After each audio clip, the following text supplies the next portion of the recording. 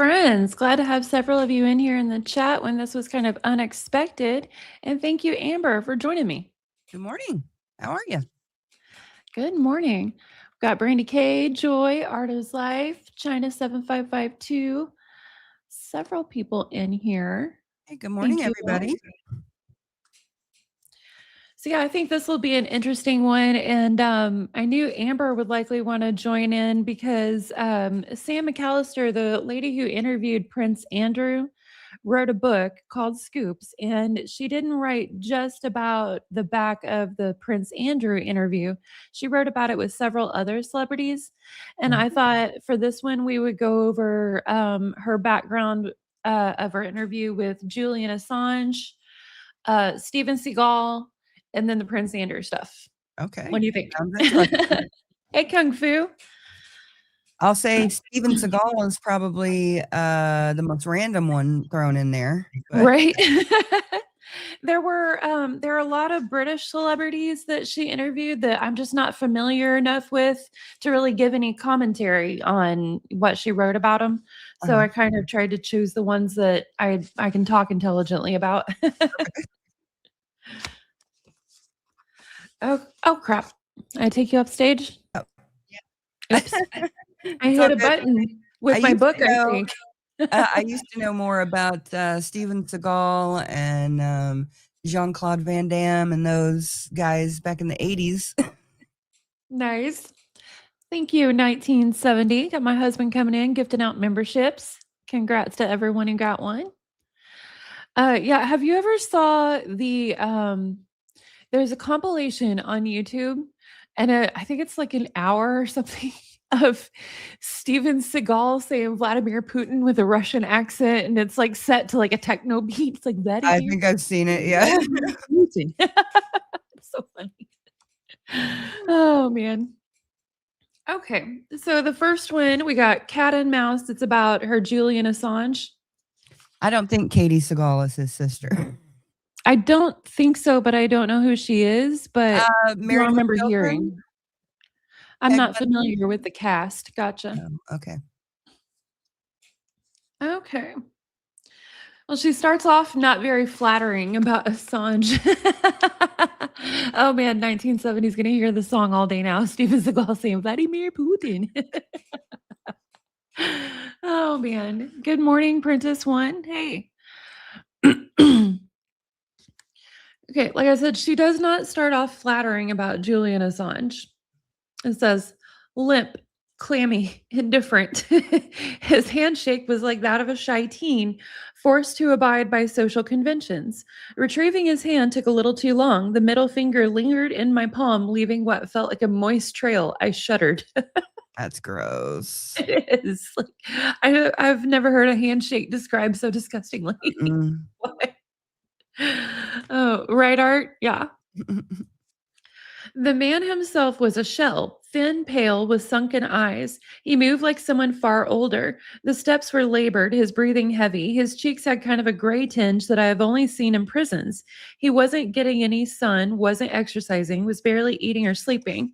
As he welcomed us into his temporary home, the Ecuadorian embassy in Knightsbridge, the air was thick, lingering on your clothes, in your nostrils, reeking of despair. I'd smelled it before, that kind of quiet desperation. Years later, Assange would end up in a Belmarsh prison, a place reserved mainly for high-profile men who pose a threat to our national security. But this was in Knightsbridge, a stone's throw from Harrods, one of the wealthiest neighborhoods in the country. I had visited Belmarsh a few times. The exterior is a generic brown brick surrounded by high walls, barbed wire, security cameras, barriers, and prison vans. Nothing unusual, but unlike other prisons, the sights and smells of Belmarsh would never leave me. It held 900 of the most dangerous criminals this country has seen. Ronnie Biggs, Abu Hamza, Ian Huntley, Tommy Robinson, Charles Bronson. The Ecuadorian embassy, however, is a mere 90-second walk from Knightsbridge tube station, past Zara, then Harrods, housed inside a beautiful Edwardian mansion block just off Basil Street. The red, yellow, and blue flag hang proudly outside. Sorry, I need to drink of water. No, you're good. Him being imprisoned imprisoned, with his asylum and the Ecuadorian embassy for all those years is one of the weirdest things about this whole scenario to me. Yeah, and I really haven't delved too much into it. Like, I know Mhm. peripheral information, but it would be interesting to do a real deep dive on him. Yeah, I watched, there are a couple of documentaries about his life that I've found interesting. I've watched back in the day, but at the same time, we know now just how biased documentaries are Yeah, after delving deep into the true crime and especially the Gypverse. yeah, So, man, that understanding exactly how Gypsy's revenge went down and how the narrative was shaped by availability, basically, yeah. just was like, oh, I look at every documentary differently. Like, I already knew they weren't completely without bias, but like, my Mhm. God. I say, before 2024, I had some, um I had some belief that if I went and watched a documentary, I would at least get the overall gist of the story. Mhm. Now I don't believe that at all after watching Yeah. several documentaries since then. Well, I used to have kind of especially considering, now that I'm a content creator, I had kind of a snobby assumption that, watching a documentary is the real way to get information. Don't listen to a bunch of crazy content creators. Yeah, But after looking in more and more deeply to exactly how the documentaries that we've looked into went down, it's just like, oh crap. yeah, Might be better off listening to a content creator that gets it wrong here and there, but will admit it and keep pushing, the real story. and especially if they have source documents, you know? Yeah. Um, Art is Life said especially a BBC documentary, and yes, because back in the day, I used to think of the BBC as just a bastion of Yeah, good journalism, mhm, and, after understanding how Martin Bashir went about getting Princess Diana's Panorama interview, yeah, and then how the BBC reacted to it, they were basically like, "This man is sick, so there's nothing we can do," and that was just the end of it. yeah, Like, I mhm. what? Yeah, that Anyway, was disgusting. it really, really was, and I feel like it led to indirectly to Diana's death because him making her so paranoid with all those fake documents and fake stories just to get her to give him the interview is what led her to dismiss her royal protection and be driven around by Henri Paul. Yep, exactly.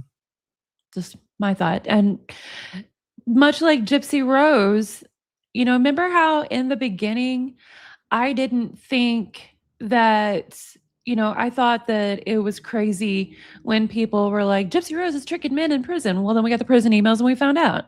Yeah, And I thought Dee Dee scammed way more and deeper. And then we found out not only did Gypsy have real medical problems, she was also fooling her mom by her own admission. And so I wonder sometimes if at some point more info will come out. And even though right now my opinion is that Princess Diana was died because Henri Paul was her driver and he'd been drinking and she dismissed royal protection, who knew how to handle it better. Will I eventually find out that, oh my God, it was way worse than I thought? So I yeah. don't dismiss that anymore.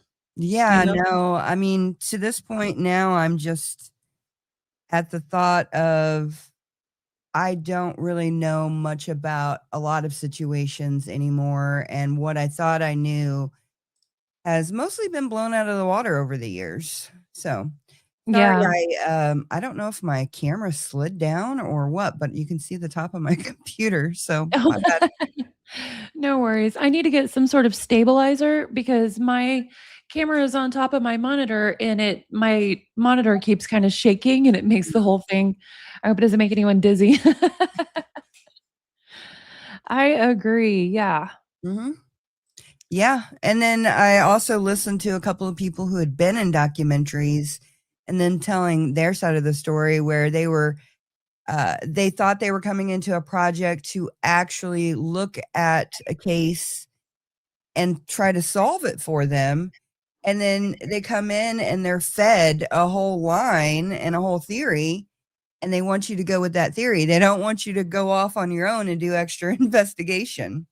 Yeah, That's it seems concerning. like documentary producers have decided a narrative that they wanna go with that will sell, and then anything that doesn't go along with that just gets cut, Mhm. if it even gets recorded to be cut. Yeah. Well, I'm trying to work on one with the Lawton serial killer, so hopefully I can help it stay true to the real story. Yeah, be nice to see it done right. Yep. Okay, so she says, I managed to get an interview with him in 2015, 3 years into his stay. He'd entered the embassy on 12 June 2012. He had rung the bell, announced himself, walked in, and claimed diplomatic asylum, wanted by the Swedish authorities for questions concerning various allegations of sexual assault. He'd absconded after breaching his bail, fearful he'd be extradited to the United States to face charges of espionage. The Ecuadorian government granted him asylum, sparking a major diplomatic row with the British government. There was a full blown siege situation. Metropolitan police officers swarmed outside the stucco gates, ready to arrest him if he ever ventured out. Few people inspired this combination of passionate admiration, fear, vitriol, and disgust. Assange, to many, was the ultimate truth seeker. He was also a threat to national security, guilty of espionage and possibly grape. I had always tried to be open minded and impartial about criminal clients and new guests, but this time it was challenging. Although I'd represented some alleged rapists in my previous legal career, oh, I didn't know she was a lawyer before she went in news. I felt a particular discomfort about Assange. The adulation these figures invoke makes people overlook their faults. Isn't that the dang truth? Mhm. That Assange was a celebrity was without question, and he had celebrity pals. Pamela Anderson, a rumored girlfriend, visited. Noam Chomsky popped by during a London visit. Well, that makes sense now that we know Noam Chomsky was serious, like besties with Epstein. Just the fact that, Pamela Anderson was dating him, that is just so bizarre. Yeah, I don't know. Like that's never been like definitely confirmed, but you should watch her talk about him sometime. I It's have. a oh, okay. Yeah, Yeah. it definitely sounds like it, doesn't it? When Yeah. she gets emotional about Yes, him and very much so. yeah. Um Noam Chomsky and Assange were photographed during views and smiles on the balcony. Vivian Westwood was a regular. Oh, wow, I didn't know that. The embassy became his private social club. Initially, he was held there in a secret operation called Operation Guest. It was later renamed Operation Hotel. It was a subtle but telling tweak. The relationship was souring. The embassy wasn't very big, and he shared the space with his various lackeys. The rest of the place was the home of the ambassador and his family and the working home of the staff. Initially, Assange slept in a small, modest room close to that much photographed balcony. Then he started to spread. Month by month, he took up more space. A back room became a bedroom. His entourage occupied half the kitchen. Computers and documents spilled over as he claimed more ground. Letters and gifts arrived for him. Flowers would have to be thrown out immediately, according to rules laid down by the embassy. Demonstrators pledged their support outside, first in droves, diminishing every year, a ragtag bunch by the end. Assange's mood was congenial for the first year or so, but it diminished little by little. By the time we arrived, the atmosphere was very tense. I was feeling tense too. The interview was a scoop, and I'd been chasing him for ages, but when he finally got back to me, I'd almost declined because of how tricky it was going to be.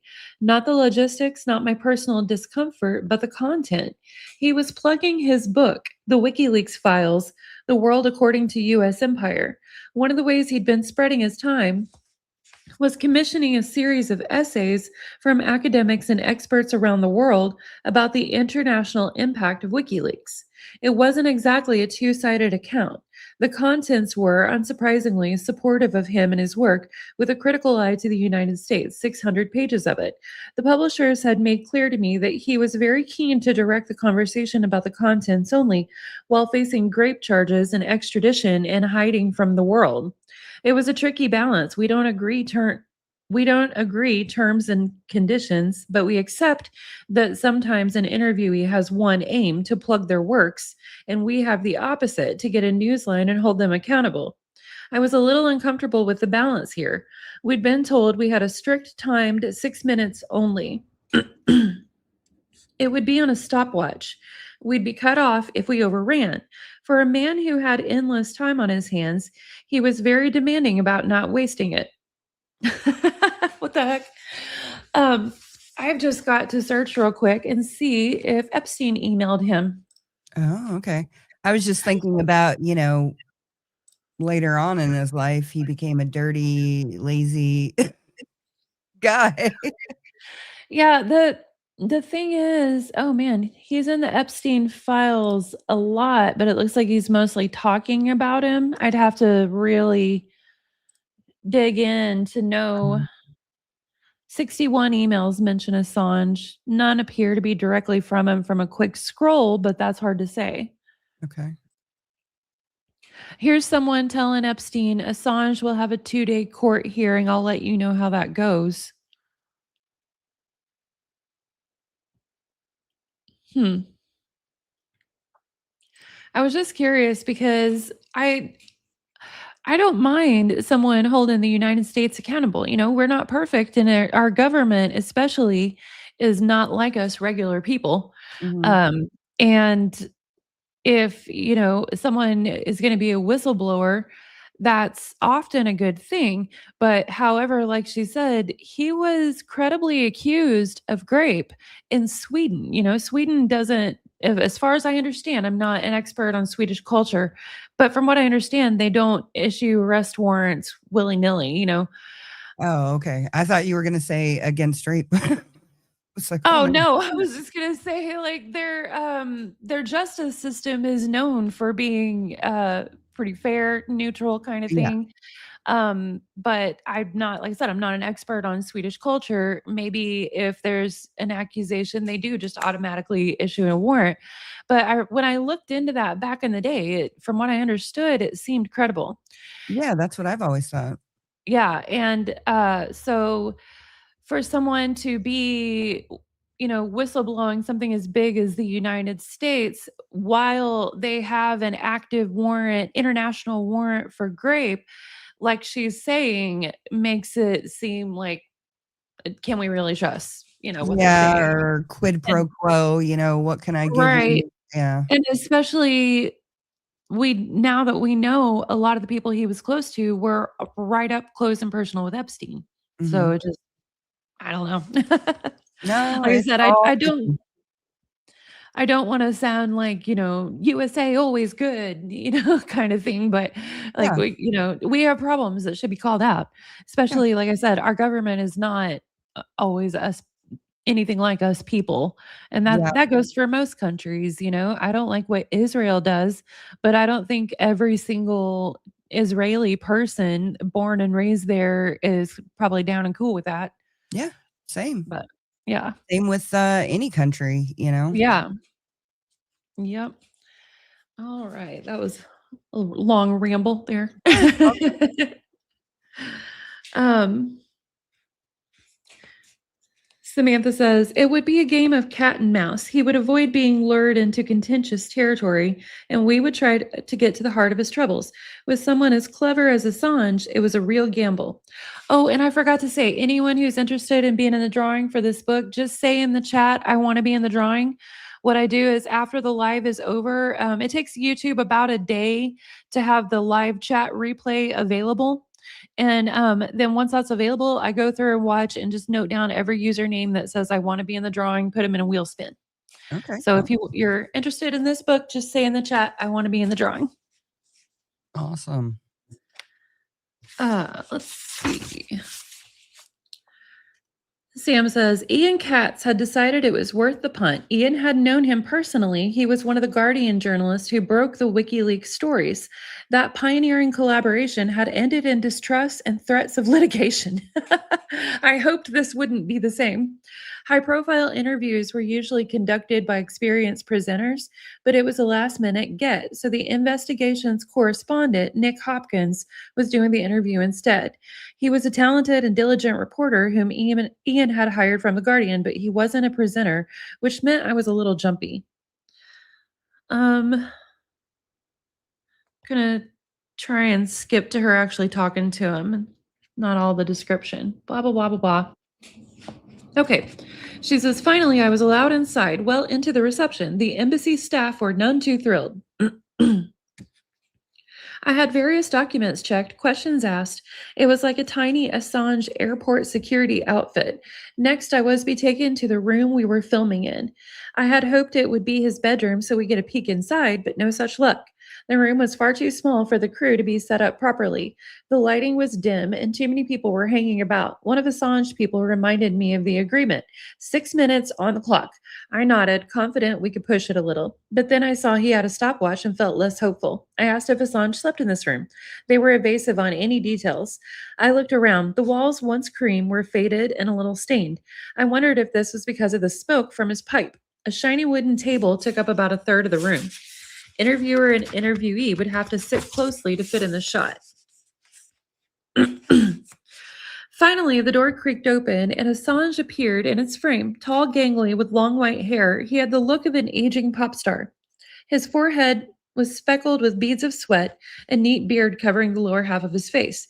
He wasn't exactly friendly or unfriendly. He didn't smile or scowl. He seemed utterly indifferent, wearied perhaps by the media circus and frustrations of his life.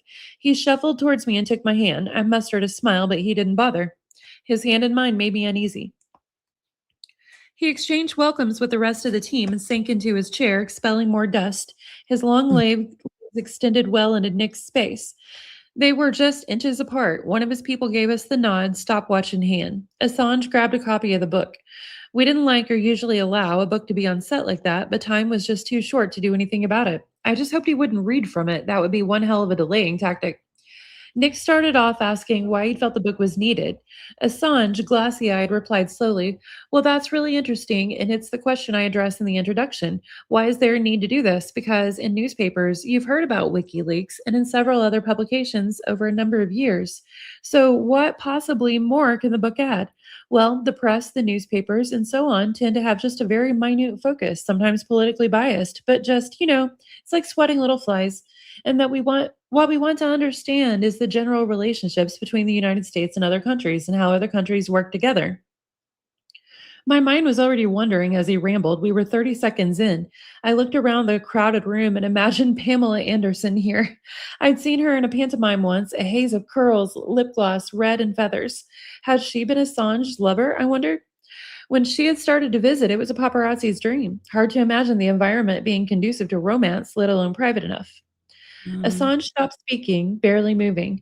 Nick asked, does this reflect a sense of your frustration that WikiLeaks hasn't been entirely appreciated yet? Assange stayed still, robotic in tone. Well, in the academic sphere, something really interesting has happened. So if you look at papers being published in Spanish or in Asian languages or in the Slavic languages, there's about 30,000 references to WikiLeaks. In court papers, in the ECHR, and in technical papers. But in the field of foreign relations, there isn't in English. And that's a real mystery, a mystery that I investigate and solve in the book. More waffle and another mention of the book collapsed in his lap. He was determined to plug in every answer. It is, in fact, direct censorship admitted by the editors of the most prestigious foreign relations journals because they're worried about the legal risks of citing cables. 90 dull seconds so far. It wouldn't improve unless Nick could get him away from book-related details, away from the Assange's hero narrative. Nick raised the problem of Assange's notoriety. But isn't the problem here? The book is a collection of WikiLeaks' greatest hits. But if you ask people out on the streets about WikiLeaks, they don't think about the 2.3 million cables. They may not read this book. What they think of is you. He raised his voice. He pointed his finger at the impassive Assange for emphasis. They were too close to do that. It looked needlessly aggressive. Assange exhaled wearily. Well, I don't know where you get those figures from, but I actually did polling in the United States, and WikiLeaks name recognition is 7 times my name recognition. You need a book. Mention 3. Foreign relations is a very serious, complex issue, so you need a book length format to tackle it. Nick tried again. Won't critics say about this book that many of the writers you have written about Russia and Turkey and such like, and they all come up with an agenda of their own? Assange didn't look so impassive then. Well, they are professors and quite well regarded journalists with long histories. My mind wandered again. Nick tried harder bringing in the critics again. But isn't it just possible as well that they don't see the conspiracies maybe you see or some of these writers see? It wasn't going to get any better. Assange looked even more annoyed. Well, this word, conspiracy, I'm not sure why you're using it. It's a word that's used to undermine people, but there are professors of Asian studies and so on. These are serious people, and I think it is a serious book. There were just 2 minutes left to go. But wouldn't you have been better to have got people of a more independent disposition to have written about WikiLeaks? Assange had lost interest. His answers took up more time and were even more banal. He was winning. Finally, with 90 seconds left, Nick took his chance. WikiLeaks, just coming back to that earlier question, don't you worry that this gets in the way of the book, gets in the way of the message, gets in the way of the cut through that you're seeking? This whole business around you, the Ecuadorian embassy? He gestured at the room. For the first time, Assange moved. He raised his voice, interrupted loudly and forcefully. Yeah, it does. It does sometimes. It's true. And it is a concern sometimes. On the other hand, sometimes it can be used to draw attention to issues that we want attention drawn to. And sometimes there are overlaps, and the overlaps are fascinating. Following Assange quoting extensively from the dreaded book, Nick had a final crack with only 60 seconds left on the clock. So far, we had nothing newsworthy. Mr. Assange, would you have done anything differently over the last 3 years? Sure, he replied, thousands of little things, but in terms of big things, it's quite hard to see what difference there could be. Nick knew he could miss his chance. He made one last try. It had a hint of defeat. He jumped in loudly, an octave too high. Go to America, face your critics. Assange ignored him and continued his final monologue. It's interesting. It's a bit like foreign relations to a degree. You often wonder how much of everything is a forced move on politicians that they simply had no other choice, and how much they could simply decide to act in a different manner. Do they make conceptual mistakes, or were there multiple options that they didn't choose? That's a very interesting question that I've dealt with, I suppose, for 10 years now, and we see foreign relations specialists dealing with it all the time. The stopwatch hit 6 minutes. We were given the signal, and the interview came to an abrupt end. Mr. Assange, thank you. Assange leant forward in his chair, gave Nick the handshake again. I could see that it was firmer this time. Thank you very much, the hint of a smile, for good reason. The cameras stopped rolling and people ushered him out. The producer got her autograph and she was happy. I was not. Assange left as quickly as he arrived, closed the door firmly behind him. We'd been in his presence for less than 10 minutes. Feels like it took her 45 minutes to recount that story. Right? Yeah, and I skipped a lot of it. I skipped several pages.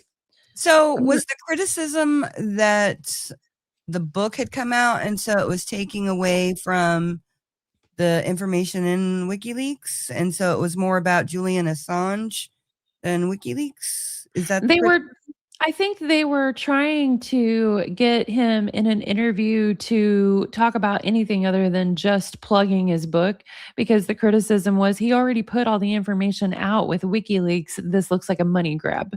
Okay. Okay. And especially considering the interview was clearly him over and over trying to just plug the book and not talk about things.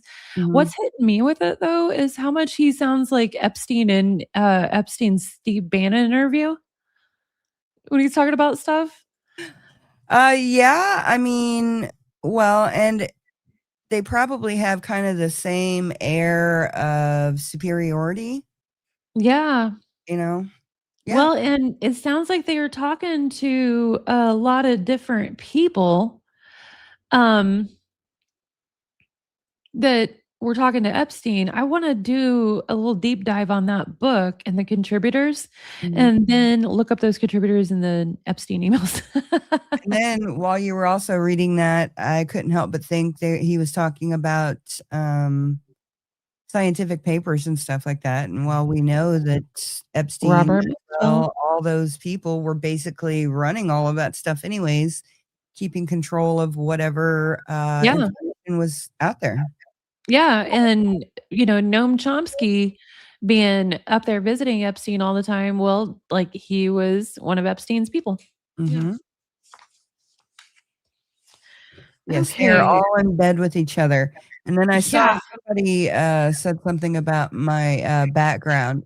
Yes, I'm constantly changing it. There's always little Easter eggs if you find them. Let's see. Trying to skip a lot of her description on Steven Seagal and just talk about the interview. Okay. The creep cross reference. That's what Kung Fu Panda said, must check the creep cross reference. Right? Oh, Cross-reference all the creeps that, yeah. okay, I get you now. Okay, I was like, cross? I didn't hear anything about the cross. See, that's where my mind goes. Oh, hey, Peachtree. Good to see you in here. Okay, so she is interviewing Seagal. Apparently, he walked out. Oh, I'm sure he did. Yeah. Trying to do a skim here so we can get on to Prince Andrew. So this was for Newsnight. Blah blah blah blah blah. Steven Seagal. They wanted to ask him about his links to Russia. I'm trying to find a date on this. Oh, and about his sexual misconduct allegations. This is post Me Too. Okay, it's 2018. All right. She says, when he arrived, I was relieved and somewhat surprised. He was an imposing figure, broad shouldered, his body filled the screen. The backdrop for the interview was a hastily booked venue somewhere in Russia that suited him well. The room was dark and shadowy and hadn't seen daylight in years. Seagal himself was dressed all in black black hair, black mustache, black beard. He wore small, elliptical, yellow tinted glasses. The assumption was that he'd be monosyllabic and difficult to interview, and this assumption would prove right. We had 10 minutes with him. I was eagerly anticipating every moment. Talking about your relationship with Vladimir Putin, how did you first meet? Seagal's voice was exactly how you'd imagine. He began, well, I really don't remember the exact circumstances, but I believe there was some kind of an event where several foreign diplomats and different people were in Moscow, and I was invited to his home at that point. And from there, we really started talking about the martial arts and had some sort of similar interest. And from there, we came a little bit, closer and closer friends. It didn't get any less awkward from there. We were about a minute in. Things went from cordial and stilted to frosty. But he has obviously asked you to take on this role as special envoy to foster good relationships between your two countries. This is a difficult role for you now. Stephen looked very serious. It is. Relationships are strained at the moment. To be honest with you, not to try and throw softballs to myself or anyone else. In the beginning, I am really thinking about cultural things that may help us, get into meaningful dialogue.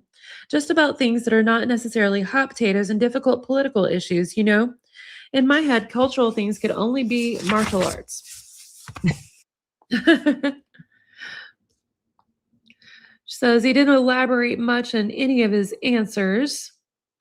They were already 2 minutes in and asked him, if you had to choose, though, that would be very hard between your Russian citizenship and your American citizenship, what would you do? Seagal's face didn't seem to convey many expressions other than stern, very stern, or extremely stern, but he looked a bit annoyed. Well, certainly I am not going to have to choose, so that's a moot point. He was about to get more irritated, but you obviously spend a lot of time in Russia. You spend a lot of time in America. You're making films and so forth.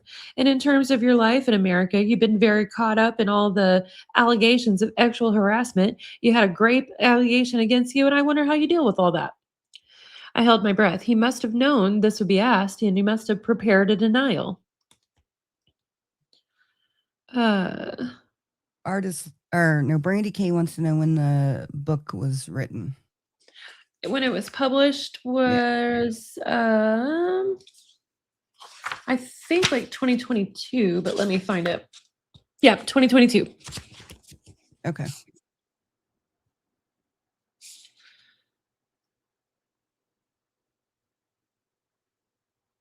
It's funny because if my husband was down here, he could have like a whole conversation with you about Steven Seagal. Nice. I thought it was weird how he started talking about himself in third person there. Oh yeah, yeah, he's one of those, yeah. One of those ones. Well, she doesn't say where he actually walked out. Oh, okay. Instead, as Christy was asking her a question, right around the moment she said the word grape, he pulled his earpiece out, got up, and walked out of the shot. The chair was empty. The books were left on the shelves all alone. Ever the professional, she made it clear that he'd made previous denials. Steven Seagal there, although he didn't respond there, has previously said that he denies any allegations that have been made against him. 3 minutes and 4 seconds. That's how long it lasted. His assistant called me and was worried he'd lose his job. I hope this wasn't true, but could not apologize for the question. Why Seagal hadn't considered it and why he'd squandered the opportunity to respond to an allegation was not our responsibility, and he was now global news. Oh, man. Brandy K. Steven Seagal was always weird. He just Yeah, we didn't know it for a long time, but yeah. Yeah. Now we do. Oh yeah, he's really Walking a husky, nice. I would say he's in Yeah, his 70s now, wouldn't I I would think I imagine. want to say more like 80. I thought he was Trump's age. Let me look. Holy cow. How I'm getting old old. is 73? Nope, I was wrong. Okay. That makes me feel a little better. I was like, "Man, I'm old." I really thought he was more like Trump Biden age, you know. Okay. She gives a massive background on herself before she ever starts talking about Prince Andrew. Let me skip on that.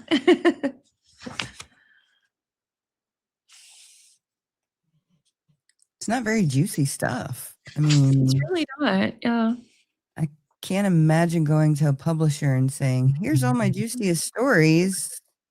Yeah, when I bought it, I really thought it was going to be juicier, reading about the Prince Andrew stuff.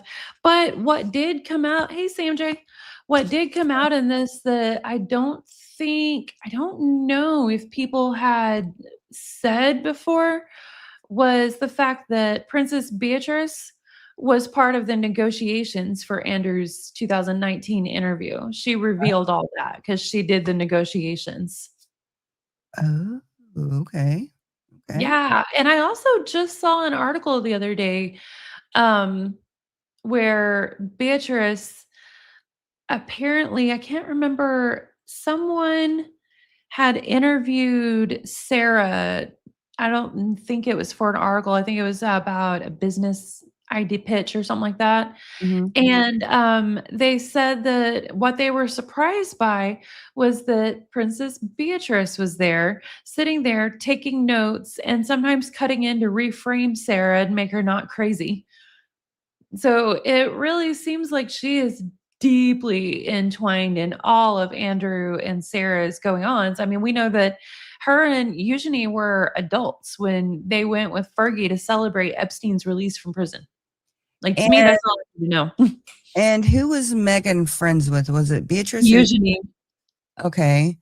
So, Meghan, in my opinion, I think Meghan and Harry were all up with the Yorks, with Andrew and Sarah and everything, and they're just trying to keep that quiet now. And I think that Andrew and Fergie's wildly lavish lifestyle is part of what made Harry and Meghan so discontent. And they're like, well, wait a minute. Look at yeah. everything that they're doing and Beatrice and Eugenie are doing. And to an extent, it wasn't fair. It's just that Andrew and Fergie and Beatrice and Eugenie should never have been allowed to do that in the first place. Yeah. You know, it was simply the Queen's favoritism that allowed them to get by, and that just wasn't going to happen with Harry and Meghan. Mhm. Nobody else wanted this to be allowed to perpetuate in the royal family because a lot of them were hoping to shut it down with Andrew and Fergie once the Queen died. So the question of the yacht girl again is coming out. So can we confirm or deny that she's a yacht girl because she came out in that picture with Epstein's girlfriend on a yacht, right? It sure looks like Epstein's girlfriend. It looks like Karina Shuliak. Mhm. But it seems that it's really not confirmed. It's just a case of it looks like Karina Shuliak, I can but, say people look alike sometimes, so I can say since Megan has been in the family, that picture has been floating almost spread. around, everybody trying to figure out context and the people and everything. Why is Yeah. it taking this long to find out the context and the people in that picture? Well, because of her PR team, Sunshine Sacks. I know, but if there wasn't anything nefarious, then, Exactly. you know. I'm agreeing with you, girl. But, it's so crazy to me how her and Harry have been real clear that they met because Meghan was friends with Eugenie. But it's absolutely crazy that they tried to put out this story in their Harry and Meghan Netflix documentary that Meghan didn't know who Andrew was. She Oh, thought yeah, he was, one of the queen's servant. purse holder. Yeah. Assistant, yeah, and it's like, no, you she wants us to believe she's so meticulous with detail, deeply researches and all this stuff. Now, I don't exactly believe that because her trademark and her businesses wouldn't have the problems that they do if she was as meticulous to detail as she says. Yeah. But I don't believe that she could have been friends with somebody with princess in front of their name and never looked into who her parents were to know how she got that title. That's just bullshit playing in our face, in my opinion, expecting us to believe that. Mhm. Trevor Ingleson needs to come out and let us know, was there, A vision board a vision board or not? with Harry on it, yeah. Uh, right? Yeah. I think that's total BS. Okay. As ever, the space between what I had been told, that Prince Andrew was now open to a general interview with no conditions, to what I was told when actually speaking to Amanda was significant. But we talked for 2 hours, and it looked like I had managed to convince her that our way, a fully open conversation with no conditions or subjects off the table, was the way to go. Oh, crap. She's still in the preliminaries. I thought we finally got to the interview. Hold on. That's funny.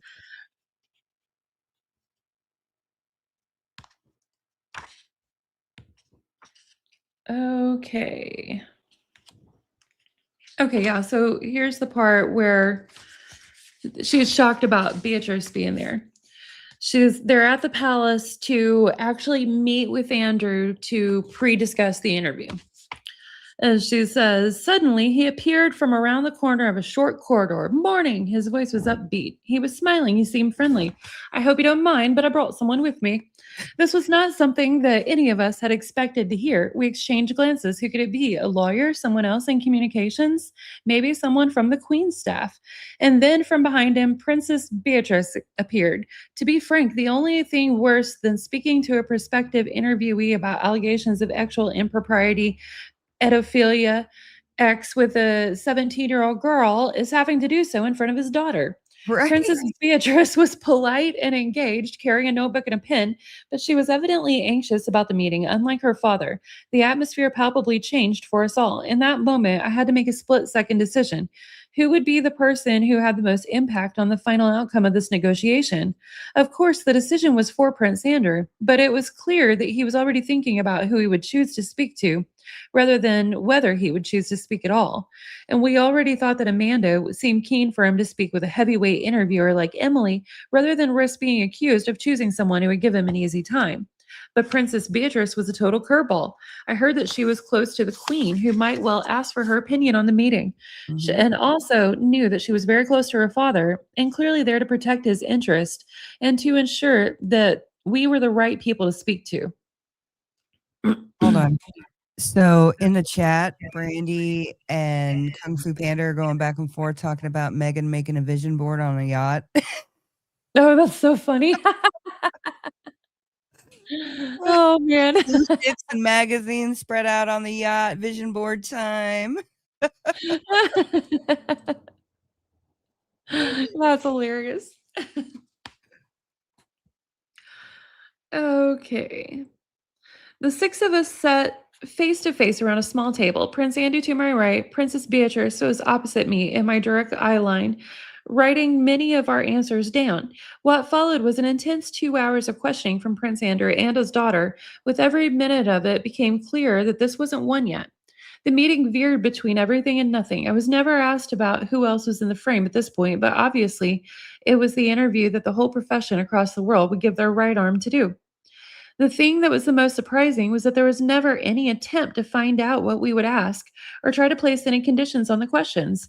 It was clear that if the prince did agree to speak with us, this would be exactly the kind of no holds barred interview that our editorial ethos would demand and one that our editor would allow. It became clear that Princess Beatrice was very attentive and that Prince Andrew liked my less formal side. I became more congenial. There were some moments of laughter. One second we talk legal matters, the next minute we talk about something more personal. I even managed to get in an anecdote about how my mom had once worked for Robert Maxwell. I wonder if her mom lost her pension. Ooh. At one moment, Emily and Stu looked genuinely shocked at how I operate. I go big and I go bold.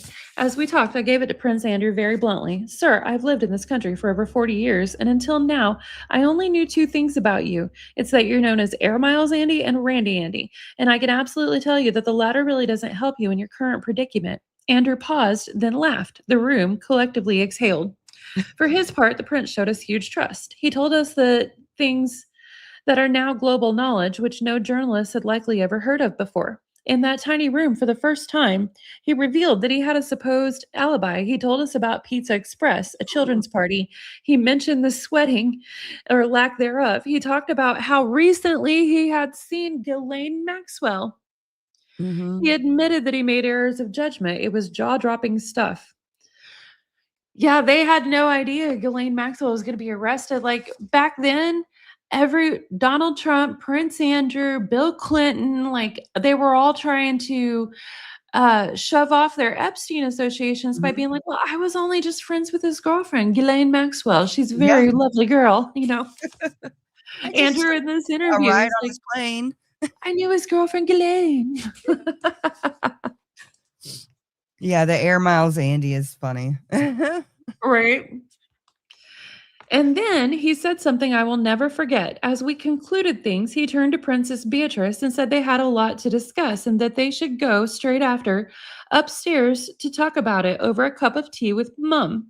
For a split second, I almost scoffed. What on earth did a grown man need to talk to his mum for? My brain hadn't connected, and then it hit me. Mum was the queen. He was saying that he was going to tell her all about it. It was surreal. Yeah, more coming out about, what she put up with and condoned and stuff like that. It definitely puts a negative haze over her reign. Have you read where Andrew Lowney and like a lot of journalists are kind of pissed at him about it? But he said, I think the word he used was batty or maybe a similar Britishism. But he was like, no one wants to say it, but it's well known that the complaint was completely batty in her last 5 years, and Charles and Andrew run the show. Oh, And with man. cancer and the pain and stuff, like, I Mhm. don't know that she was that cognizant of just everything that she was told and knew in those last 5 years, you know? Yeah, They kept it and from us that she was using a wheelchair other than appearances. yeah, that's true, and the fact that you hardly ever saw her anyways other than certain times, you can keep a lot from people when that happens. Right. Yep. Yeah, and, like, if she was having, you know, maybe even dementia episodes, issues with lucidity due to pain medication, cancer, and everything. If that was the case, um, and she's already in a wheelchair, well, all they have to do whenever she's having a non-lucid episode is just be like, "The queen is having an episodic mobility issue." That's what they were Mhm, saying in the last years. Anytime she couldn't make an appearance, she's having a mobility issue again, which we know now that was she had bone cancer. That was a constant thing. So mhm. if she was having, dementia or lucidity issues, they probably just didn't let her out Yeah. when that was going on. Or No, honestly, and, Kung Fu Panda saying Ghislaine just shows up at people's weddings, and she's yeah, like, right. "Where's Waldo?" No, honestly, I mean, I think one day we're all gonna look back even further down the line and see where she was even more active than we already know, and that's already scary. But it almost reminds me of, have you ever seen the, TV show Fringe? Okay, well, they have these things called the Watchers, and basically they're people who watch history go down, and they can go to basically any historical event and watch it go down. And that's what it reminded me of, is Ghislaine Maxwell is like a watcher. It honestly seems that way. I mean, did you see in the Epstein email release where, and it's redacted. I don't know exactly who, but she was asked to be on a 9/11 shadow commission that most of us didn't know there was a shadow commission. Like Ghislaine was going to have a say in how our country handled 9/11. Yeah, yeah. It's like the live stream that I had you on panel do with me. Why do the Maxwells run the world? And why have they for a long time? And well, we know And who that is now? Ghislaine's sisters and brothers are still running. Yes. So who's in charge of them now? And we know, well, and honestly, that's not Ghislaine Maxwell, in my opinion, in prison. The woman they showed last month or whenever it was, that can't be the same woman. You don't think so? I mean, people's faces change as they age, but Mm, I'm no kind of expert in any of that. her nose was so much wider, and her chin was uh, initially pointy, and now it's like wide. It's Hmm. unless she got some surgery done while she was in prison. Well, there were photos of her with a busted nose. She got punched in prison several times. Yeah, but that May usually not be makes it, but yeah, just makes your nose a little crooked. gotcha. Yeah, I remember a story you told me. You know about that. You've not been punched, but you saw someone. Yes, many times. Oh man. Oh, gotta turn my fan on me. I just got to the no sweat chapter and my hot flashes from pots are acting up. It's funny, I didn't really sweat when I was in the Army, and my drill sergeants actually commented on it, and, but then when I got out of the Army after I had broken my back and everything, and they put me on antidepressants for the pain, and, I sweat so much and gained so much weight, it was so disgusting. I was like a a pool of sweat, it was so gross. Yeah, it's wild how body dysfunction like that can really just, change all your natural processes. Mhm. But Andrew, on the other hand, I don't believe. Oh, okay. So says a Buckingham Palace martini was almost too good to resist, but by now I haven't slept for days and I'm slightly delirious at the magnitude of it all. Haven't been able to eat, so it wouldn't end well. This charming woman is the prince's equerry. She's been with him for years and can't speak highly enough of him. She is certain this interview will clear his name, that it's all been a terrible misunderstanding. That after this, things will go back to normal. I think Beatrice really believed that too. I think Beatrice really thought somehow that I Well, think she thought that, go ahead. she was used to the queen making it okay. Yeah, I think she really thought their royal clout, the queen not turning on Andrew, Andrew taking an interview that wasn't seen as too softball, blah blah blah. I think Beatrice really thought that that would actually fix things, and then they Mhm. could just continue on. No, that was, the beginning of his downfall right there, that, interview. If he hadn't done that interview, we may not be where we're at right now. I agree, yeah. And I try. Where's my tinfoil hat? Hang on. I need to make one. Yeah, we need to do that tinfoil hat crafting live. Yeah. Okay.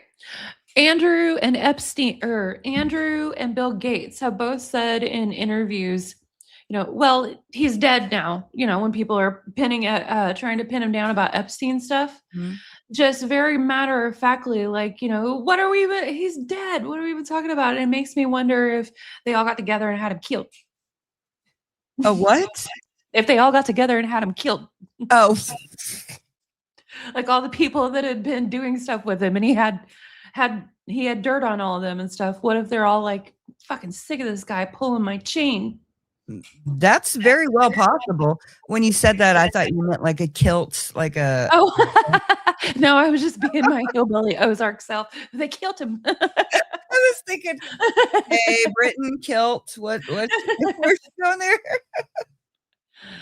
Tinfoil fedora. Oh man, fedoras. You have only certain people can pull off fedoras, and the only person I've really seen to actually pull off a fedora would be Matt Bomer from what's that show? White Collar. I was gonna say Neil Cafferty, but Yeah, that's Neil who you're Cafferty. talking about. Yeah, I think my husband looks great in a fedora, but he's afraid to wear one because of the stigma. The only person that can pull it off is Neil Cafferty.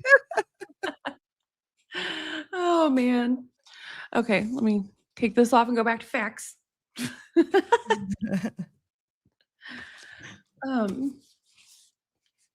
Let's see. She's describing how overawed she is at Kensington Palace, blah, blah, blah. Emily hasn't arrived yet. Depp looks good in one too. Yeah. Who? Johnny Depp. Oh, yeah, good point. Mhm. Okay.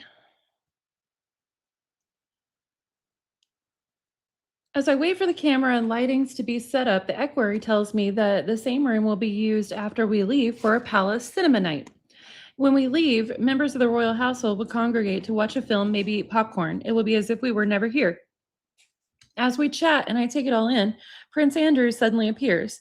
It's still 30 minutes to go. He introduces himself to the crew, most of whom look uncharacteristically stunned, and then makes his way over to talk to me. It's the norm that, as the producer, you'll have a chat with the interviewee beforehand, share some casual conversation, but I hadn't expected this moment alone with him. He's friendly and chatty, somehow more relaxed than me. I botched the curtsy, doing some kind of weird head bob, combined with crossing my legs, but he doesn't seem to notice or mind. I forget to call him Your Royal Highness initially and start with Sir, and then I throw in a couple of Your Royal Highnesses for good measure. We discuss cinema night, and he opens the doors at the end of the room to reveal the projector. Well, she's lucky that she's not one of the staff, because I've read that when Andrew comes into a room and the staff has to do their bow or curtsy and say, your Royal Highness or whatever, that he'll be like, excuse me, let's try that again. If he doesn't think it's deferential or sincere enough, like just make him do it over again. Hey, Buttons. So this book is by Samantha McAllister. She was the producer behind the Newsnight interview with Prince Andrew, not the interviewer, the producer. And she wrote a book about the behind the scenes of several of her famous interviews. And so we've read a little bit of her talk about Julian Assange, Steven Seagal, and now Prince Andrew. But we didn't learn much about Seagal. No, just that what we already knew and that he walked out of an interview. My husband would be able to tell you a lot more because he's had some pretty interesting conversations about Steven Seagal. Sometimes I'm sitting there, I'm like, what? How do you know all this stuff? Interesting. Okay. Let's see. She talks about the interview starting. We all know about the interview. I think I'm trying to get to. This is funny. She said, Emily says, as you say, all of this goes back to your friendship with Jeffrey Epstein. How did you first become friends? How did you meet? It was crucial to get this right. It's hard to believe he hadn't learned the answer to this verbatim. Prince Andrew gave his account. Well, I met through his girlfriend, Ghislaine Maxwell, back in 1999, who I'd known her since she was at university in the UK, and it would be to some extent a stretch to say that, as it were, we were close friends. I mean, we were friends because of other people, and I had a lot of opportunity to go to the United States, but I didn't have much time with him. I suppose I saw him once or twice a year, perhaps, maybe a maximum of 3 times a year. So, and quite often, if I was in the United States and doing things and he wasn't there, he would say, "Well, why don't you come and use my houses?" So I said, "That's very kind. Thank you very much indeed." So, yeah, it's always, I barely knew. I knew Ghislaine because Mhm. that's just so much better. Well, something that I think a lot of people don't realize unless they read Virginia Giuffre's book. I didn't realize I was reading some excerpts. Mhm. Virginia was Ghislaine's employee, never Epstein's. Yeah, I just bought that book and, thought about going over it, myself on a live or something like that. Maybe we should Yeah, go over it together. I'd love to because I've been looking a lot into her because I was really confused at first of why all the girls kept saying Virginia is a hero. Like, I mean, I understand it takes a lot to speak out and stuff, but I didn't. I mean, there was just an emotion to the way they were saying it that made me feel that there was something deeper I wasn't getting. Mhm. And now I realize the reason why they say that is because Virginia recruited other girls. And in order to speak out and to bring all this to light, she had to own that. And that was really hard Mhm. because she's been very judged for it, obviously. But she owned it and she took that in order to get the information out there. So I really get now why they're like Virginia was a hero. Mhm. Yeah, and I feel bad because when that picture first came out, I looked at it and I thought it looked odd because it did look odd to me, the way that her, like, arm was all sticking out and stuff like that, and I remember seeing it and just thinking, "Gosh, I don't know if that's real," and so now I feel bad, but Well, I the think way a lot of information comes out, you never know what to believe. right. Yeah, well, at least you didn't do like a lot of the British royal commentators who just went off saying that she was a prostitute gold digger. Like Lady C, that really Yeah, pissed me off. That really pissed me off a lot. me too. Yeah, because I before that I would listen to Lady C a little here and there, like, Mhm, okay, she's a little off her rocker and stuff, but she does know some nuggets of information here and there that I find interesting. But whenever the picture came out and she started going off on Virginia Giuffre, and she tries to pretend now like she didn't even do that. Her and Dan Wooten both try to pretend like they didn't even do that, but they were horrible about I Virginia watched it go Giuffre. down, and her and, Lady Victoria Hervey, and Mhm. yeah, they were all absolute terrible people to her. Yeah, there's one thing to say, "I'm not sure about this information," it's another to completely attack Virginia the way they did. Mhm, yep, it's very sad. Yep. I'm trying to get to where, Andrew took them on a little tour of the palace after the interview.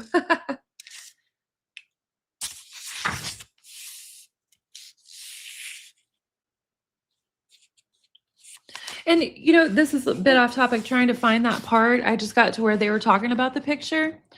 And something that irritates me about whenever these high up people are questioned about their Epstein stuff, it irritated me when I was watching Mette Marit's interview about it, the Crown Princess of Norway.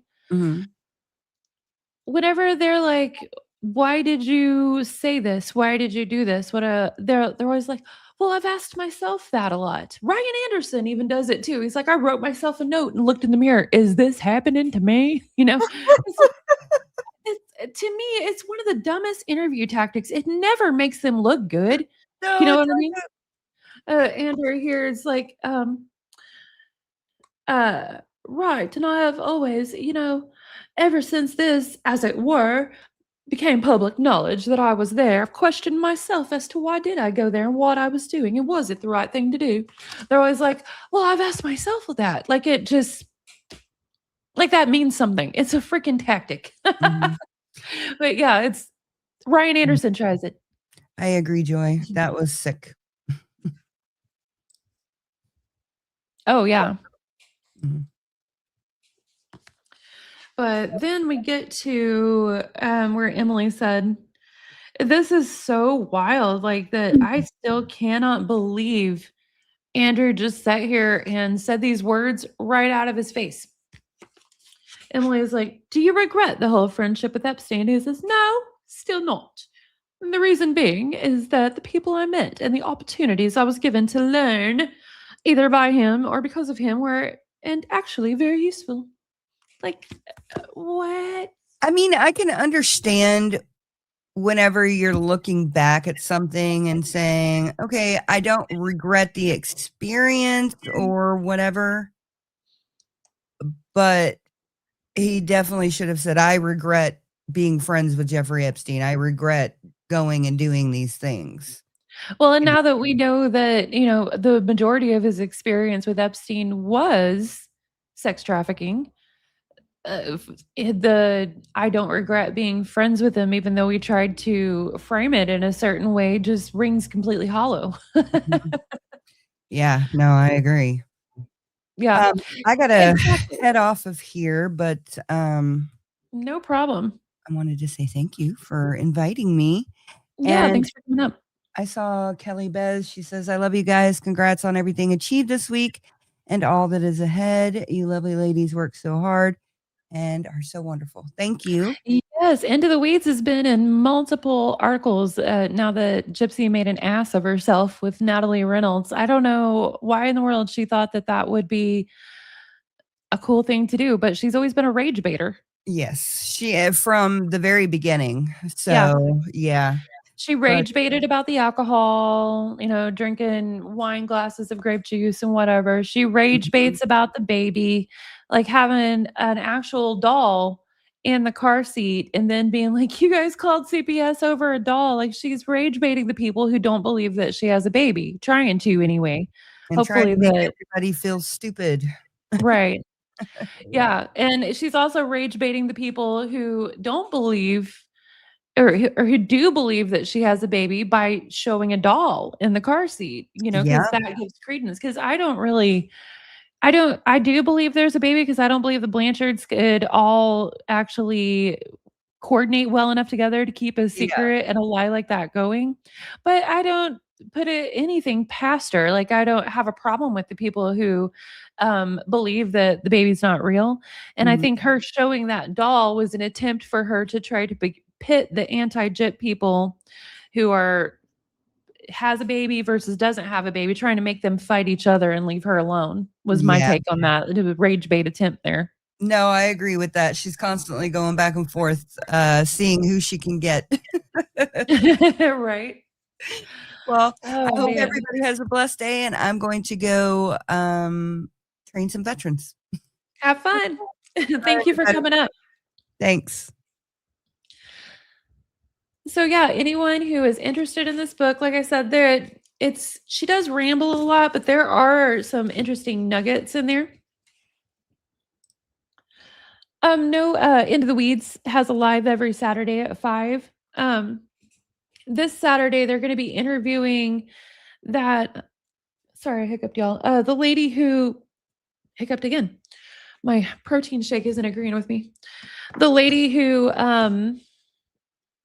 ordered the cameo from Gypsy asking, like, "What do I do that my mom doesn't like my boyfriend?" and trolled her, basically.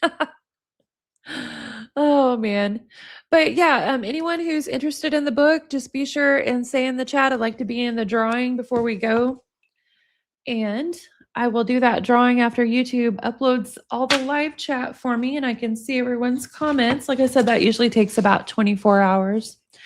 And then hopefully today, I will get I have 2 other videos to do. I need to do my appreciation video for my other piece of millennial fan art and also my donation video. The donation videos, I get behind on those sometimes because I like to do fun stuff and like get 1970 involved and everything.